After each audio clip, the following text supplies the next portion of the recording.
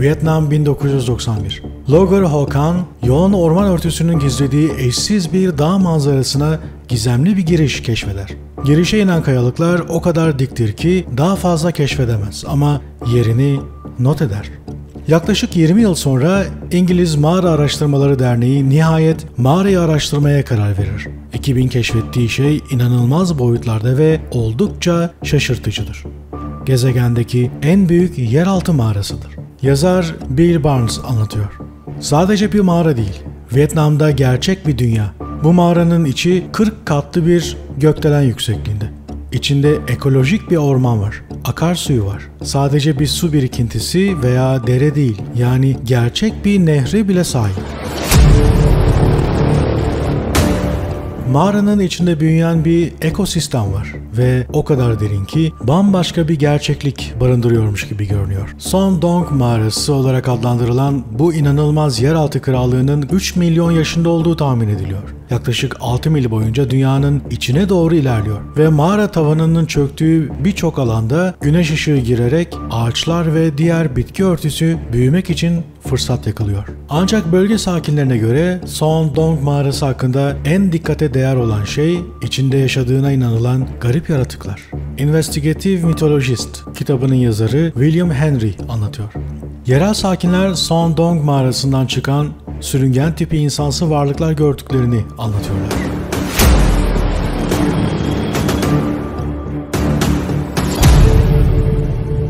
Bu konuda ilginç olan şey bu sürüngen tipi insansı varlıkların kabalistik gelenekteki ilahi meleklere veya kanatlı yılanlara benzetilmesidir. Kabalistik öğretiye göre ilahi ve yüceltilmiş meleklerin iç dünyanın derinliklerine gittiği ve yaşadığı söyleniyor. Sizce yerel halkın Son Dong mağarasındaki sürüngenlerle ya da dünyanın içinden gelen varlıklarla karşılaşmaları mümkün olabilir mi? Gerçek olamayacak kadar inanılmaz gelse de 1970'lerde Vietnam Savaşı sırasında bunun olduğuna dair raporlar bulunuyor. Amerikan askerleri mağaralarda yaşayan dik yürüyen kertenkeleler olarak tanımladıkları şeyle karşılaştılar. Ve yeraltı mağaralarında bulunan sürüngen varlıkların kayıtları dünyanın her yerinde arkeolojik kalıntılardan tutun çizimlere kadar bulunabilir. Hatta dünyanın diğer ucu olan Cusco, Peru'da bile.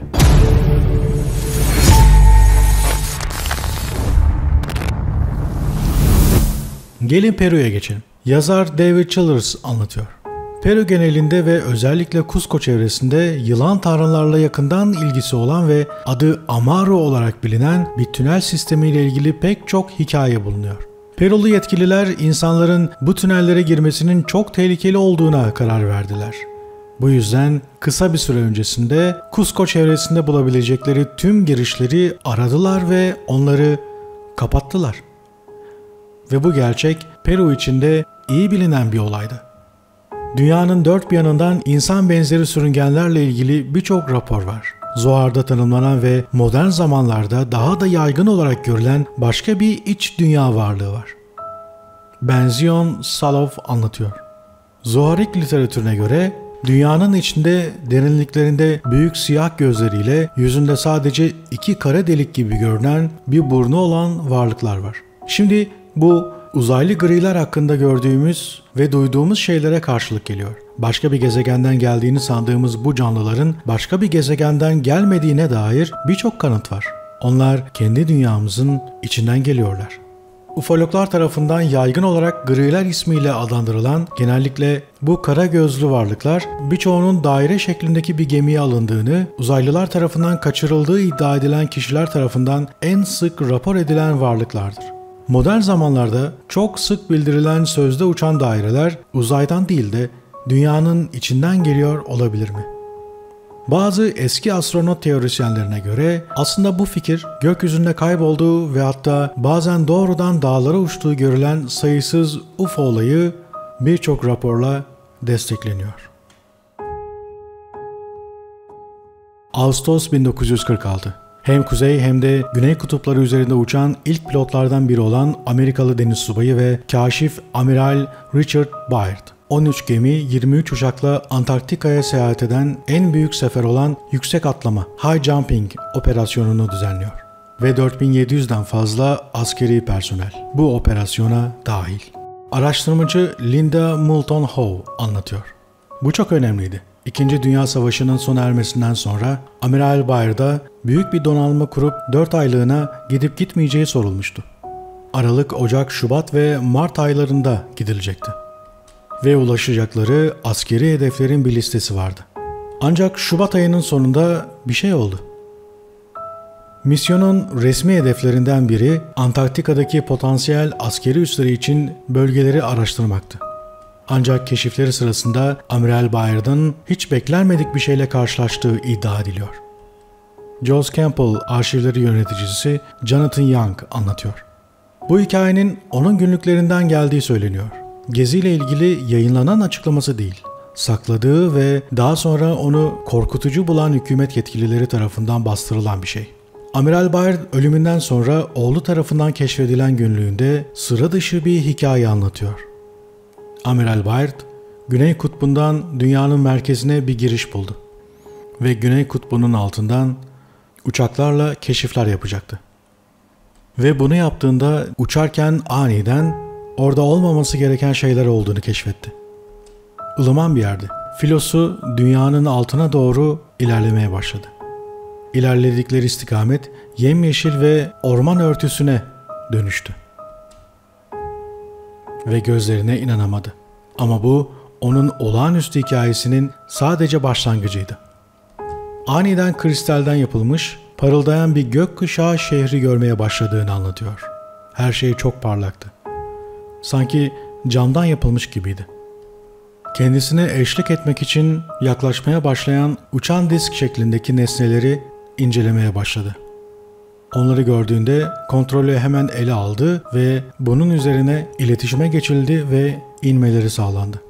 Usta olarak adlandırdığı bir varlıkla karşılaştığı mağara tipi bir alana kadar eşlik ettiler.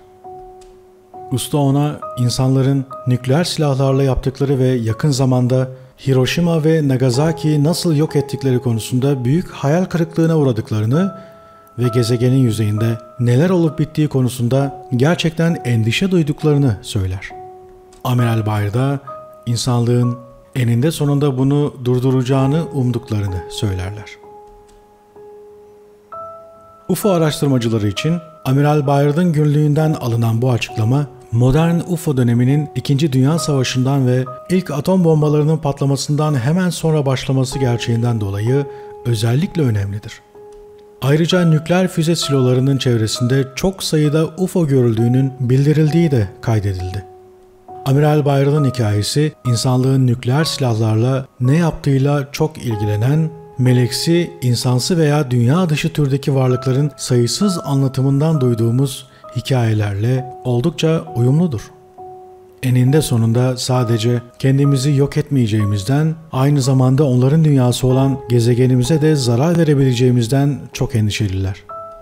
Amiral Byrd'ın gizli günlüğü gerçekse, yalnızca dünyanın içinde yaşayan son derece gelişmiş varlıklar olduğunu değil, aynı zamanda yüzeyde neler olduğunu izlediklerini de ortaya koyuyor. Günlüğe göre bu inanılmaz karşılaşmadan sonra Amiral Byrd hikayesini anlatmaya hevesliydi ama sessiz kalması emredildi. Amiral Byrd bu deneyimden sonra geri çağrılır. Hükümete ait bir yerleşkeye götürülür ve burada kendisine bundan asla alenen konuşmaması ve söylediği her şeyin gizli olduğu söylenir. Amiral Byrd'ın hikayesi, dünyada yaşayan garip varlıkların eski gelenekleriyle günümüz UFO fenomeni arasında derin bir bağlantıya işaret edilebilir mi? Eski astronot teorisyenleri buna evet diyor ve kendimizi dünyanın içindeki varlıklarla yüz yüze bulacağımız zamana hızla yaklaştığımıza inanıyorlar.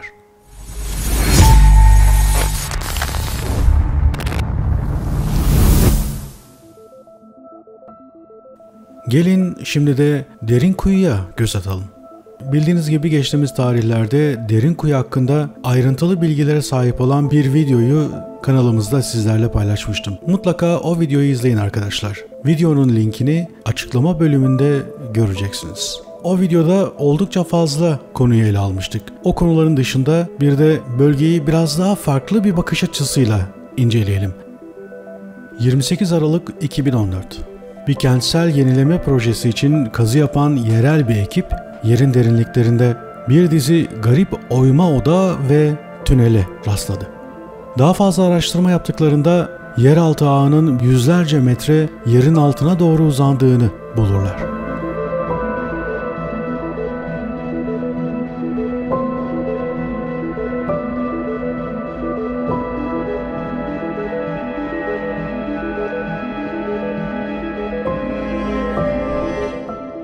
Andrew Collins anlatıyor. Buldukları şey bu mağaraların dibe doğru 500 metre kadar uzandığıydı. Arkeologlar bu yeraltı şehrini oymak için 370'ten fazla olimpik yüzme havuzunun hacmi olan 5 milyon fit kareden fazla kayanın kaldırıldığını tahmin ediyor. Ancak bölgede çıkarılan malzemeye dair hiçbir kanıt yok. Bu gizemli mağara sistemi hala kazı aşamasında ilerlemeye devam ediyor. Diğer taraftan ziyarete ise kapalı. Ancak Haziran 2017'de yazar ve araştırmacı Andrew Collins'e bölgeye giriş izni verildi. Bu odaların bazılarının büyüklüğü kesinlikle şaşırtıcı. Demek istediğim şu an içinde bulunduğumuz bu oda 120 fit uzunluğunda. Yine de bu büyük tepenin içinde bulduğumuz yüzlerce benzer odadan sadece biri. Gördüğünüz bu tüneller uzayıp gidiyor gibi görünüyor. Ve yine de inanılmaz olan şu ki sadece insanlarla dolu değil. Aynı zamanda burada hayvanlar da vardı. Ve bize herhangi bir zamanda burada 20 bin kadar, hatta belki de 60 bin kadar insanın yaşayabileceği söylendi. Sadece bu mağaraların bir zamanlar binlerce insanı barındırdığına dair kanıtlar olmakla kalmıyor. Aynı zamanda arkeologlar aynı anda yıllarca yer altında yaşamayı mümkün kılacak havalandırma delikleri ve su kuyuları buldular. Bunlar kayaya derinden bazen yüzlerce metre derinlikte oyulmuş. Ve bunların dibinde bu yeraltı popülasyonlarına su sağlayan kuyular vardı. Eski insanlar ya da biraz daha geriye gidelim, antik dönemdeki insanlar yer altındaki bu tip yerleşim birimlerini ve bu sistemleri nasıl yapabildiler? Burada şu soruyu da sormamız gerekiyor. Burada gerçekten de insanlar mı yaşıyordu? İncelemeye devam edelim. Kendinden sızdırmaz kapı olarak bilinen şey budur. Ve aslında bazalt olarak bilinen volkanik bir kayadan yapılmış devasa büyük taş tekerlekler. Bunlar kapıyı kapatmak için kullanılıyor. İşlevleri yeraltı şehirlerinin içine kimsenin girmemesi için kilitlenecek şekilde tekerleklerle belirli pozisyona getiriliyorlar. Keşfedildiğinde tarihçiler mağara sisteminin ilk Hristiyanlar tarafından zulümden kaçmak için kullanıldığını öne süren eserler buldular. Bu yüzden bölgenin yaklaşık 1500 yaşında olduğunu belirtiyorlar. Ancak yeni kanıtlara göre mağaraların çok daha eski olduğu anlaşıldı. Andrew Collins anlatıyor. Birkaç yıl önce Ömer Demir adında bir arkeologla görüştüm ve içinde paleolitik aletler buldum. Bu ne demek biliyor musunuz? En az 10.000 yılla 12.000 yıl öncesine ve muhtemelen daha da eskiye giden araçlar. Derinkuyu ve Kapadokya bölgesinde keşfedilmiş olan bu yapılar oldukça garip görünüyor. Aslına bakarsanız burada insanların yaşadığını söylemek gerçek anlamda zor.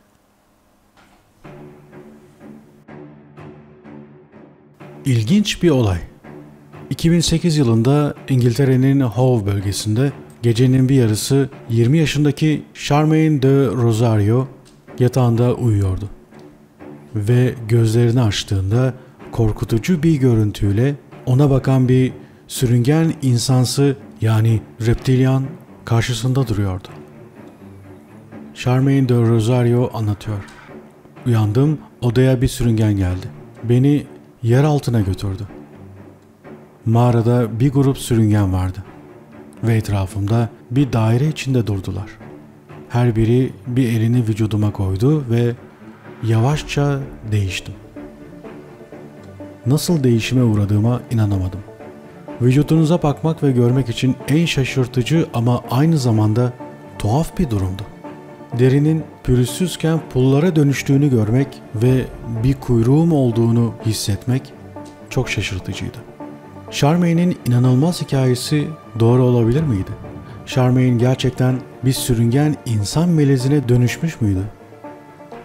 Onu kaçıranlardan öğrendiğini, bugün insanların çoğunun uzaylı genetik manipülasyonunun bir ürünü olduklarını söyledi. Tarihimizin belirli noktalarında dünyaya birbirinden farklı 80 ırk geldi ve tüm insanlığı manipüle edemediler. Ama ancak bazı gruplar insanları ve hayvanları manipüle etmesinin nedeni ve gündemi. Çünkü bölge hakkında farklı zeka türleri arasında savaşlar var. Ve bu toprak savaşları eğer dünya dışı sürüngenler varsa yaratılmış ve manipüle edilmiş yaşam popülasyonlarını içeriyor. Araştırmacı Linda Moulton Howe anlatıyor. Onlar da soylarını devam ettirmenin peşinde.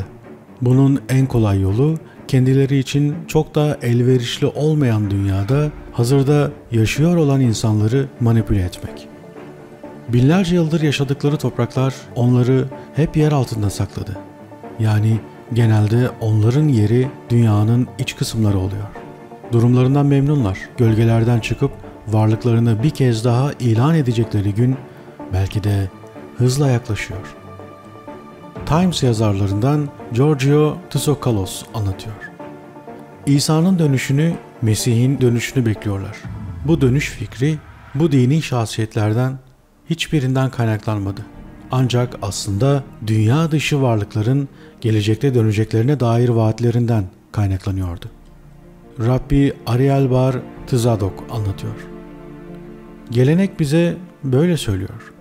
Mesih'in ordusunun gökten gelmeyeceğini, iç dünyadan yükselmek ve bu nedenle yüzey dünyasına hükmetmek için belki de şimdi tarihimizde eskisinden de güçlü olarak yeryüzüne çıkacağını söylüyor.